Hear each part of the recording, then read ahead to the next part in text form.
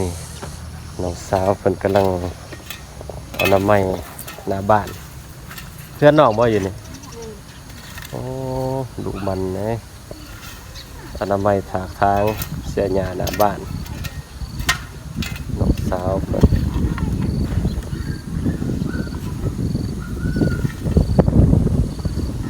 เอาน้ำไม้ไก่สิหอดบุญบาทแม่นบ่นี่เกินเนี่ย โอ้น้องสาวแอกบ่ทันมีผู้บ่าวเด้อพี่น้องยังโสดจักเปอร์เซ็นต์เนี่ย100%น้องสาวเพิ่นยังโสดเด้อ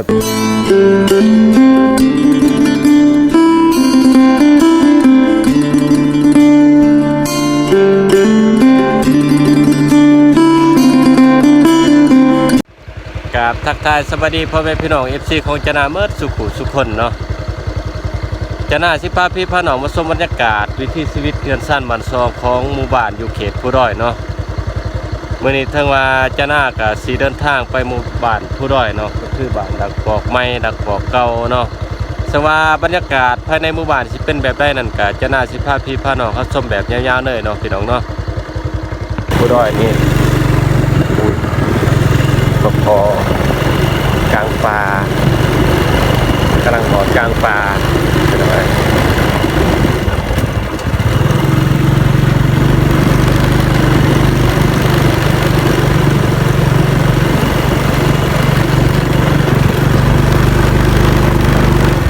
โอ้งูลัดนาพี่น้องเอ้ย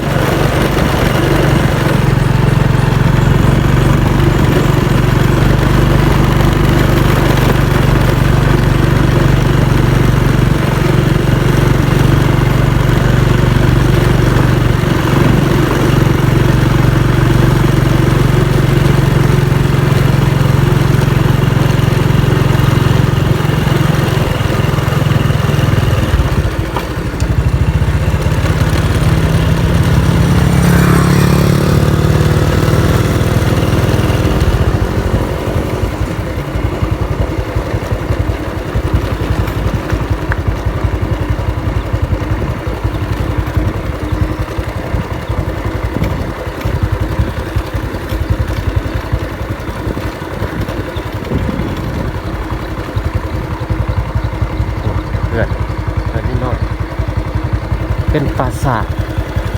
าทเขาเดี๋ยวก่อน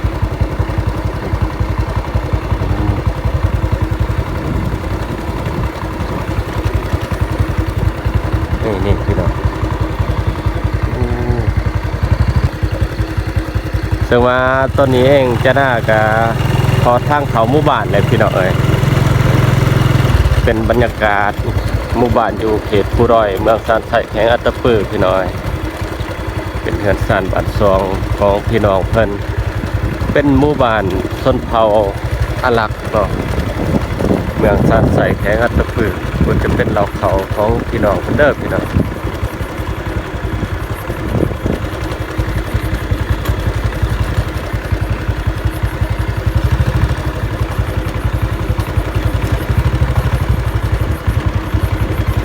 กำลังลงคอยเป็นหมู่บ้านดักปอกไม้พี่น้อย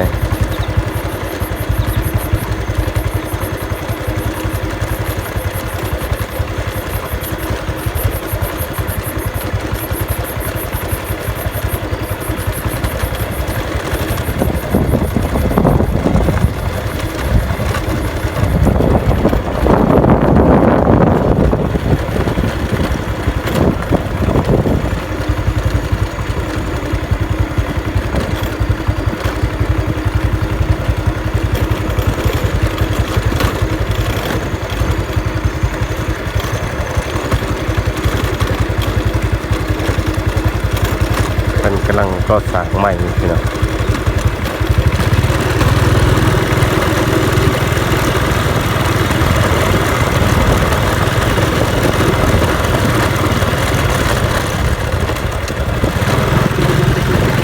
ขี่ไปเถิงเดี๋ยวนะ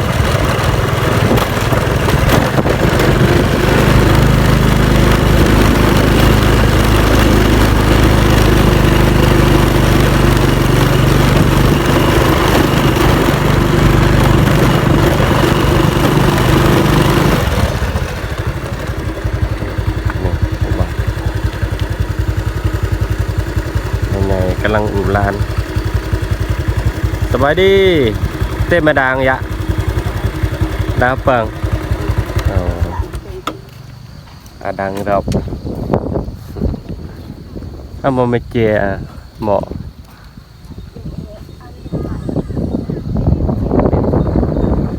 เป็นบรรยากาศยามเช้าพี่น้องหมู่บ้านเขตผู้ด้อยเฮานี่เพิ่นกำลังเสียหญ้าหน้าบ้านเพิ่นพี่น้อง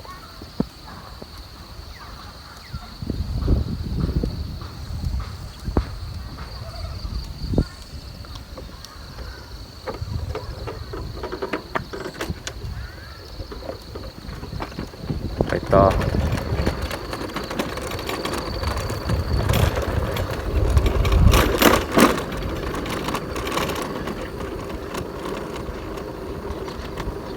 เงินสั้นบัตรซองพี่น้องเพิ่น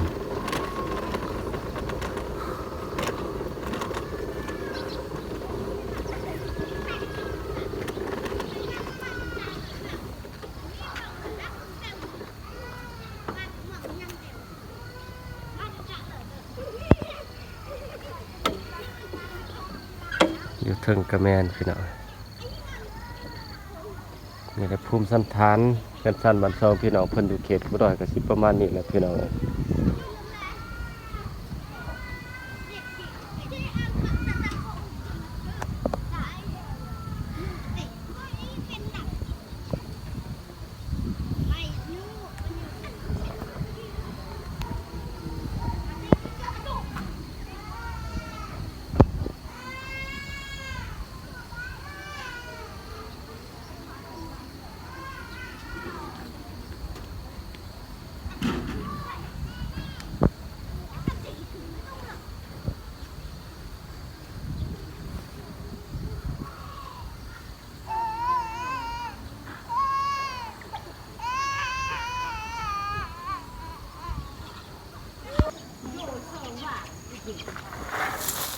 คือเคยเห็นว่า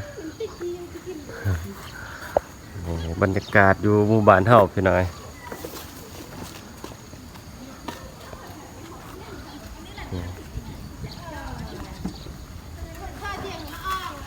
ก็น้องสาวเพิ่นกำลังตักขี้เหงื่อหน้าบ้านอนามัยหน้าบ้าน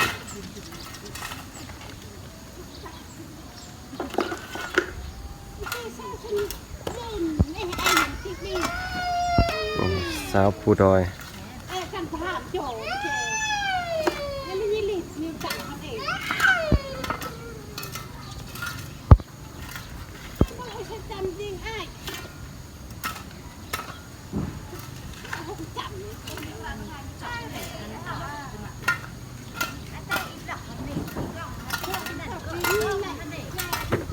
เป็นบรรยากาศยามเช้ามื้อนี้พี่น้อย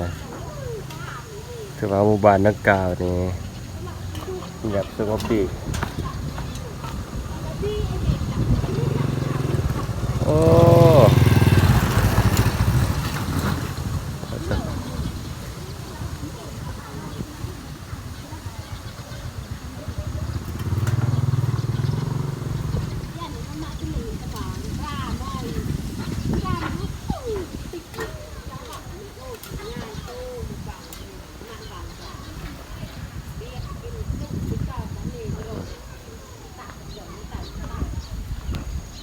บรรยากาศเนาะสวยงามหลาย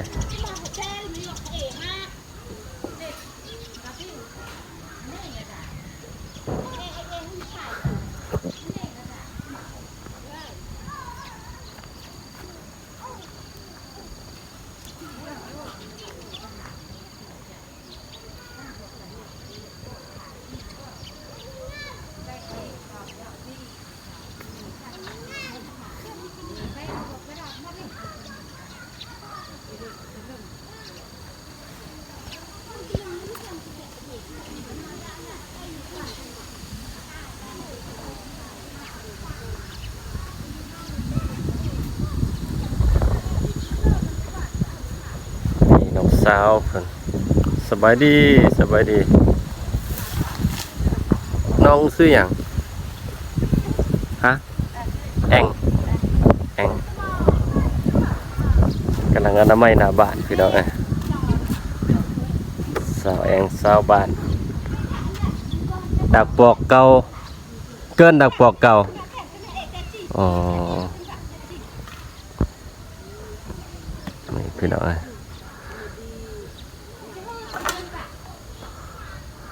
สาวชนเผ่าหลัก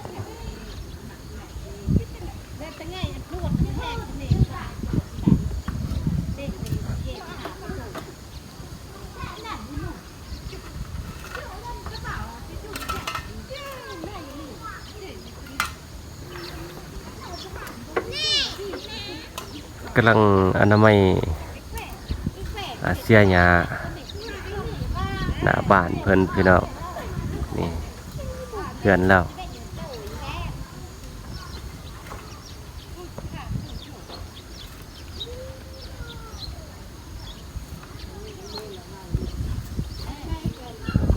สานบ้านสองสถานที่พี่น้องเพิ่น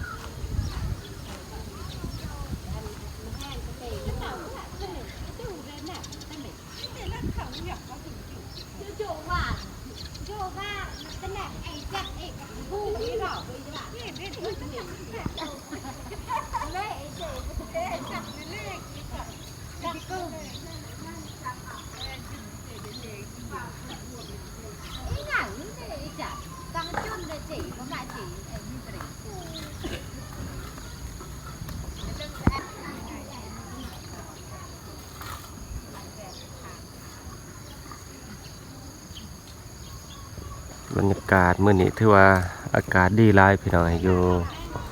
หมู่บ้านเฮาอยู่เขตผู้ดอยเนาะอากาศดี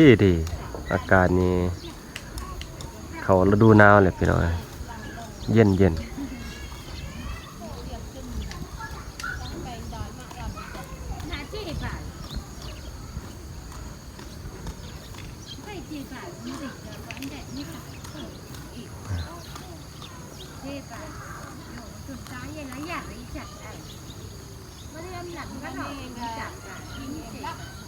นี่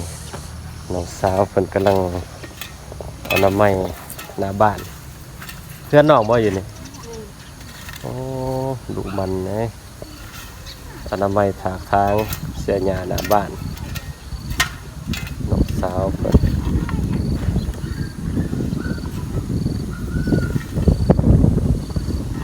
อนามัยไก่สิหอดบุญบาทแม่นบ่มื้อได้บุญบาทโอ้ตะโถเป็นเดือนที่เพิ่นมักเฮ็ดบุญบาทเลยพี่น้องกำลังอนามัยสถานที่ก็เจ้าสิต้อนรับบุญบาทพี่น้องบุญกินข้าวใหม่ไก่สิฮอดแล้วดูเก็บเกี่ยวขูดข้าว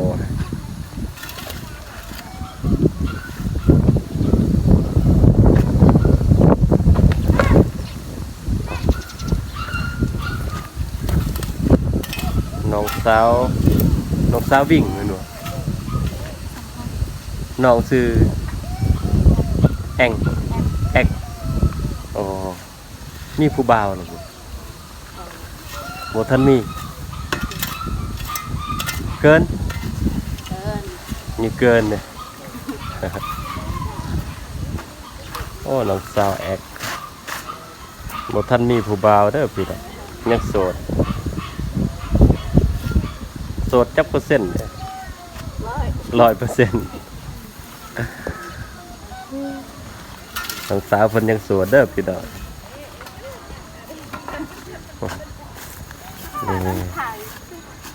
น้องสาว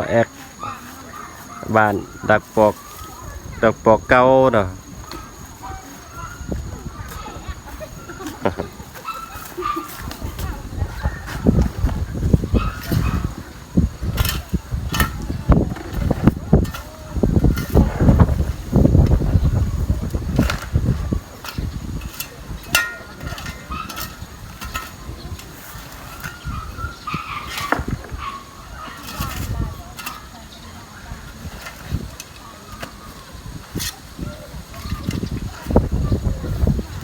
สาวงามแห่งบ้าน ลักกอกน้องสาวประจำหมู่บ้าน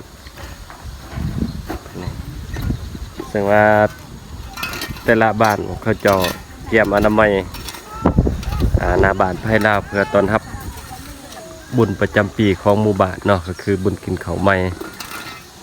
ไก่สิฮอดเลยพี่น้องเพราะว่าฤดูกาลนี่แม่นฤดูแห่งการเฮ็ดบุญเนาะสำหรับเขตหมู่บ้านเฮาอยู่เขตผู้ดอย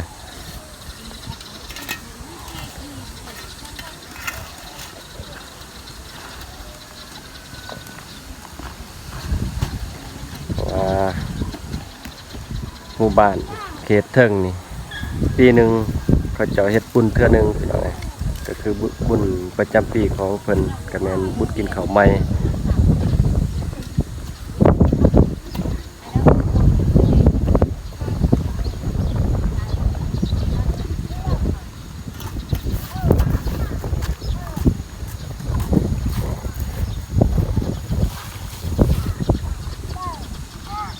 น้องๆน้องน้อยเพิ่นก็ถือฝอยกันฝอยเนาะมาอนามัยนี่แหละเป็นบรรยากาศโยเขตภูดอยเฮาเนาะก็สิประมาณนี้แหละพี่น้อยจะน่าสิพากพี่ตอนน้องก็ซ้ำนี่แหละก็ช่วยกดไลค์กดแชร์วิดีโอของจะน่านี่เด้อพี่น้อง